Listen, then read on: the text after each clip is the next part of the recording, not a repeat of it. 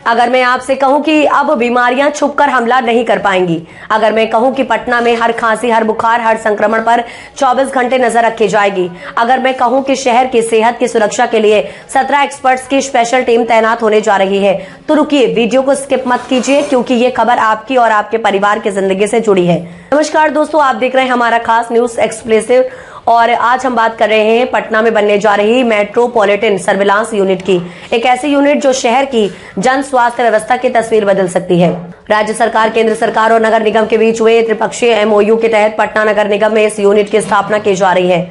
इसका मकसद है शहरी इलाकों में फैलने वाली बीमारियों पर समय समय पर लगाम लगाना। इस यूनिट में 17 सदस्यीय विशेषज्ञ टीम काम करेंगी, जिसमें पब्लिक हेल्थ स्पेशलिस्ट होंगे, माइक्रोबायोलॉजिकल होंगे, फूड सेफ्टी ऑफिसर होंगे, वेटरनरी डॉक्टर होंगे, प्रशिक्षित टेक्नीशियन होंगे और एंटोमोलॉजिस्ट यानी कीट विज्ञान के जानकार भी शामिल होंगे। ये टीम करीब 40 तरह के संक्रामक बीमारियों की निगरानी करेगी।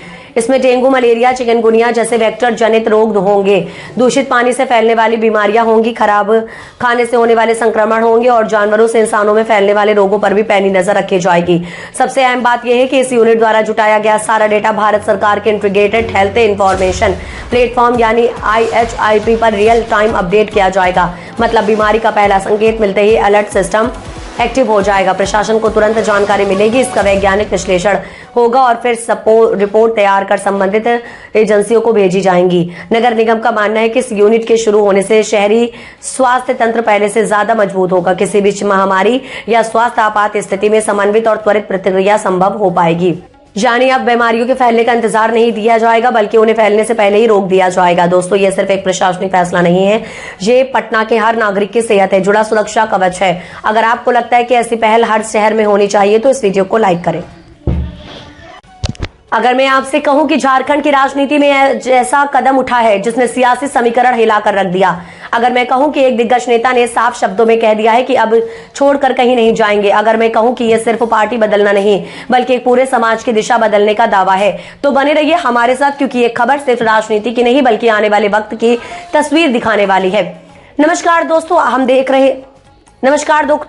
देख रहे हैं हमारा खास राजनीतिक विश्लेषण और आज हम बात करने जा रहे हैं झारखंड की राजनीति में आए उस बड़े मोड़ की जिसने सत्ता पक्ष और विपक्ष दोनों को सोचने पर मजबूर कर दिया है। झारखंड के पूर्व मंत्री और 3 बार विधायक रहे दुलाल भुइयां ने रविवार को अपने समर्थकों के साथ भारतीय जनता पार्टी का दामन थाम लिया, क्योंकि ये कार्यक्रम राजधानी रांची में भाजपा प्रदेश कार्यालय में हुआ, जहां प्रदेश भाजपा अध्यक्ष आदित्य साहू ने उन्होंने विधिवत पार्टी की सदस्यता दिलाई।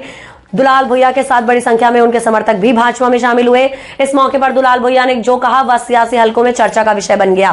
उन्होंने साफ कहा कि भाजपा ने दलित समाज को न्याय और सम्मान दिया और अब वे इस पार्टी को छोड़कर कहीं नहीं जाएंगे। उनका यह बयान सीधे तौर पर उनकी पुरानी पार्टी झारखंड मुक्ति मोर्चा के लिए बड़ा झटका माना जा रहा है। उन्होंने आरोप लगाया कि कांग्रेस और अन्य दलों ने वर्षों तक दलित, आदिवासी और पिछड़े समाज को सिर्फ वोट बैंक समझा, जबकि भाजपा को सरकार ने उन्हें सम्मान और अधिकार देने का काम किया है। उन्होंने कहा कि दुलाल भुइयां भाजपा की नीतियों और विचारधारा में विश्वास कर पार्टी में आए हैं और इससे दलित समाज में भाजपा की पकड़ और मजबूत होगी। इस अवसर पर पूर्व मुख्यमंत्री और नेता प्रतिपक्ष बाबूलाल मरांडी भी मौजूद रहे। दोस्तों, ये घटनाक्रम सिर्फ एक नेता का पार्टी में जाना नहीं, ये झारखंड की राजनीति में आने वाले चुनावों से पहले एक बड़ा संकेत है। सवाल ये है कि क्या इसमें JMM को दलित समाज में नुकसान होगा और क्या भाजपा को इसका सीधा राजनीतिक लाभ मिलेगा? आपकी राय हमें कमेंट में जरूर बताइए। एक गोली जो जान ले सकती है, दिल्ली में एंटीबायोटिक के खिलाफ जंग, AMR पर प्रहार। अगर मैं आपसे कहूं कि जो गोली आप बुखार या खांसी में खुद से खा लेते हैं, वही गोली आने वाले समय में आपकी जान भी ले सकती है। अगर मैं कहूं कि बिना पर्ची खरीदी गई एंटीबायोटिक धीरे धीरे इंसानों को लाचार बना रही है, और अगर मैं कहूं कि जब इस खतरनाक आदत के खिलाफ सड़कों पर उतरकर चेतावनी दी जा रही है, तो चौंकिए मत, क्योंकि आज की ये कहानी आपके और आपके परिवार की सेहत से जुड़ी भी हो सकती है। नमस्कार दोस्तों, आप देख रहे हैं हमारी खास रिपोर्ट और आज हम बात करने जा रहे हैं दिल्ली में एंटीबायोटिक के खिलाफ छिड़ी उस मुहिम की जो आने वाले वक्त में लाखों जिंदगियां बचा सकती है। राजधानी दिल्ली के जगतपुरी इलाके में एक अलग ही नजारा देखने को मिला। हाथों में तख्तियां, जुबां पर नारे और आंखों में चिंता। मौका था एंटी माइक्रोबियल रेजिस्टेंस यानी AMR के खिलाफ जागरूकता रैली का। इस रैली का आयोजन दैनिक जागरण और इंडियन मेडिकल एसोसिएशन ने मिलकर किया। मकसद एक ही था, बिना डॉक्टर की पर्ची के एंटीबायोटिक दवाओं की खुलेआम बिक्री और सेवन के खतरों को लोगों तक पहुंचाना। इस रैली में महिलाएं, स्वास्थ्य कर्मी, स्थानीय लोग और दुकानदार सभी शामिल हुए। नारों के जरिए यह संदेश दिया गया कि बिना सलाह ली गई एंटीबायोटिक दवा इलाज नहीं बल्कि खतरा है। रैली के दौरान आए दुकानदारों को साफ चेतावनी दी गई।